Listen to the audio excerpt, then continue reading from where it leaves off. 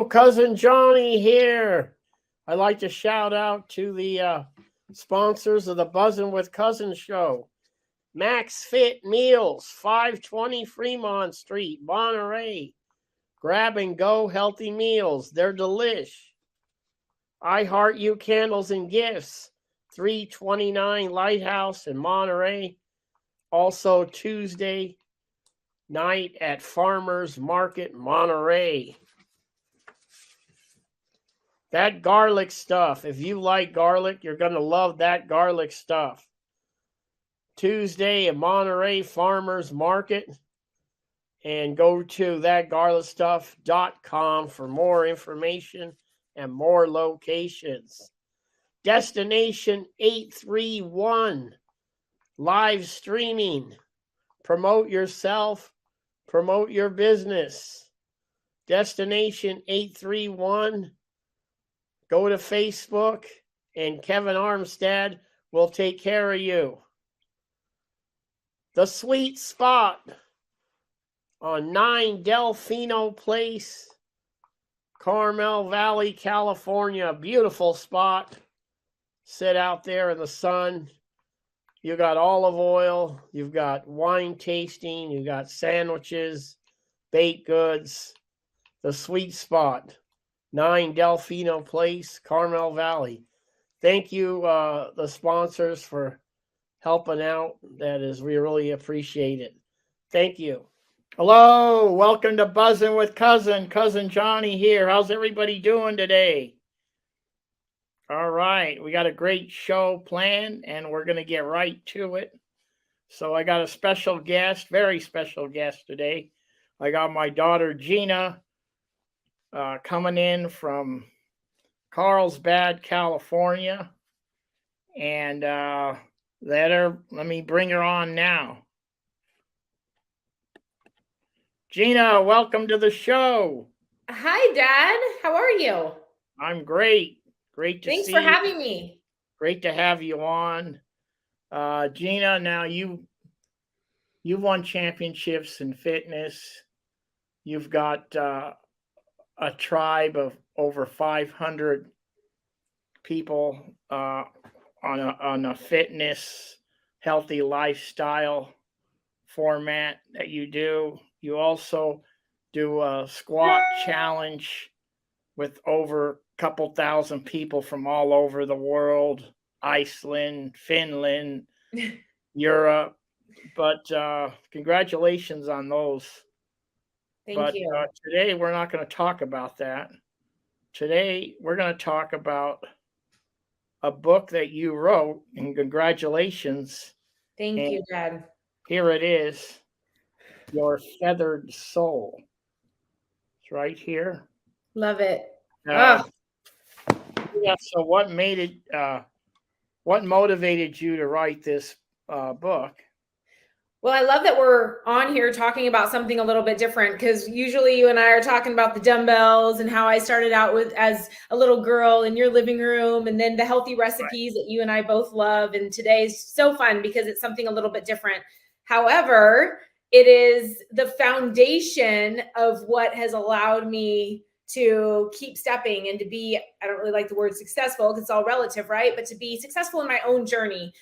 So, I just, I've always been big on mindset, and I guess it's just in my DNA. However, through the competing days and through cultivating a business and through, now being a mom and all of the things, at some point you really have to dig into your mind in order to get you in motion and to get you, showing up. And I've helped people give them amazing meal plans and workouts.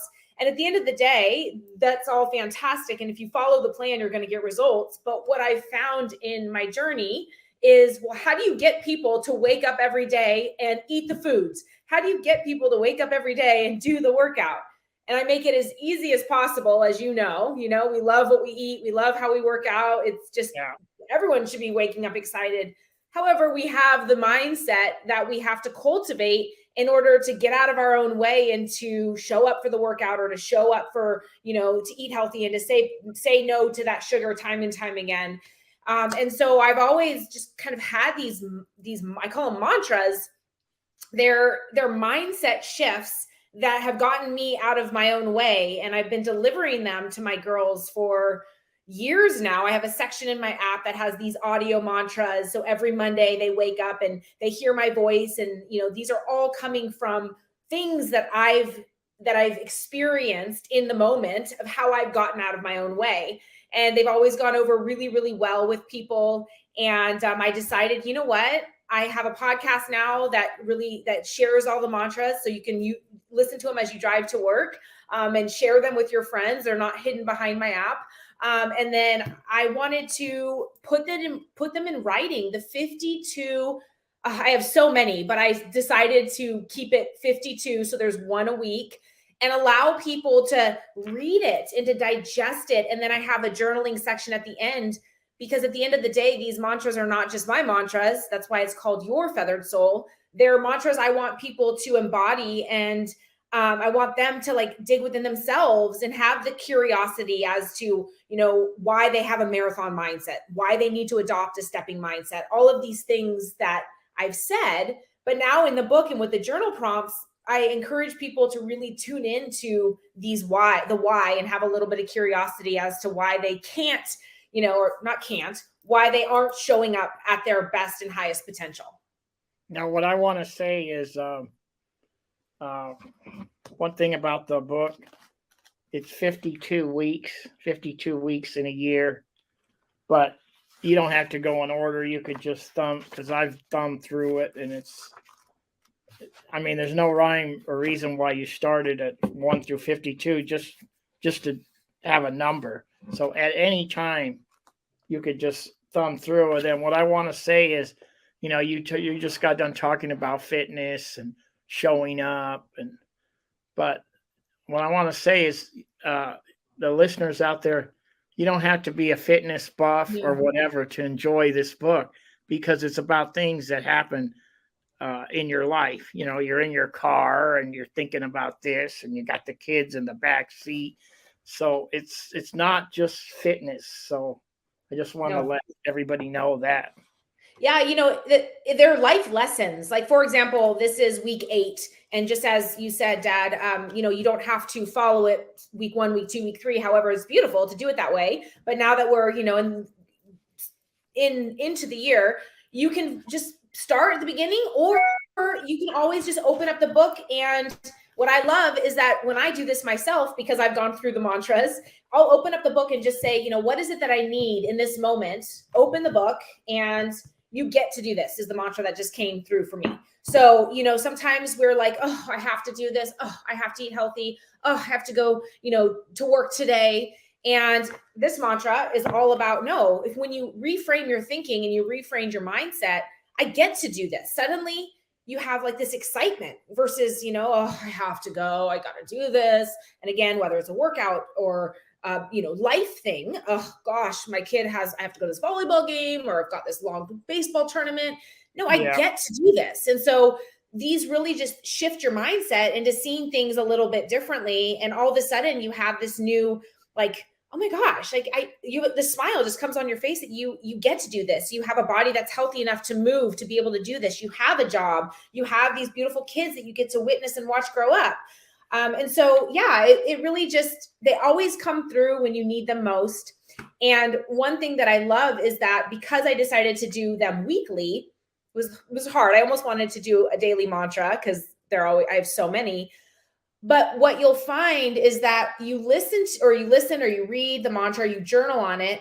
And then as your week unfolds, that mantra is just kind of planted in your head. It's like a seed. You plant it.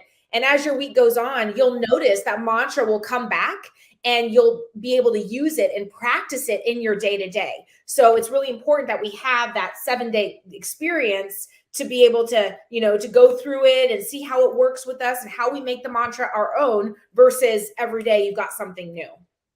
Yeah. So you have at the end of each chapter or the mantra, there's a journal area where you could get your pencil or pen out and you could take notes and jot things down, I think that's pretty cool. Yeah. Yeah. Thank you.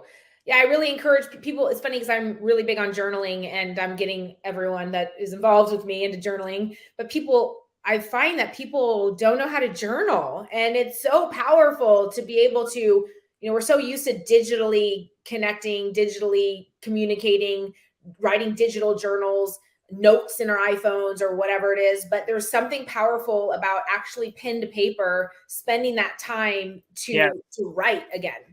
Yes.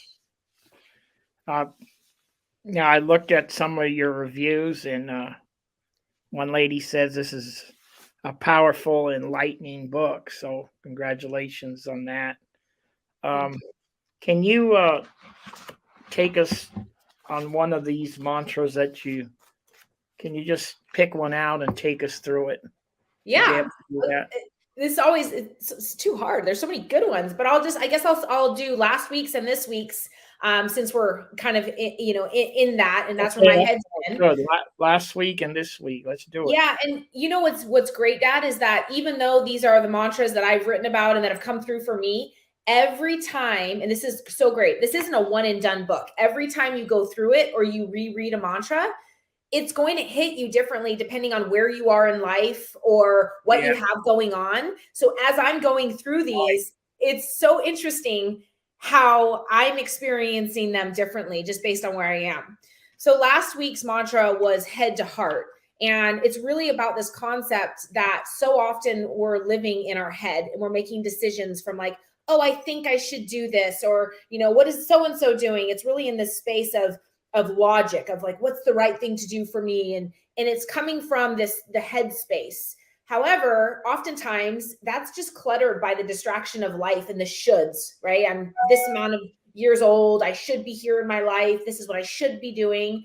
And so this mantra is really about taking that journey into your heart and getting clear from this space. When you remove all of the noise of life, you come clear into like, no, what is best for me? What do I need in this moment? Do I need to do, does my body need an intense workout? Does my body need a recovery day? Or, does this, again, not just fitness related, my head is telling me, oh, I should connect with this person. I've been friends with them since high school and I need to stay friends with them.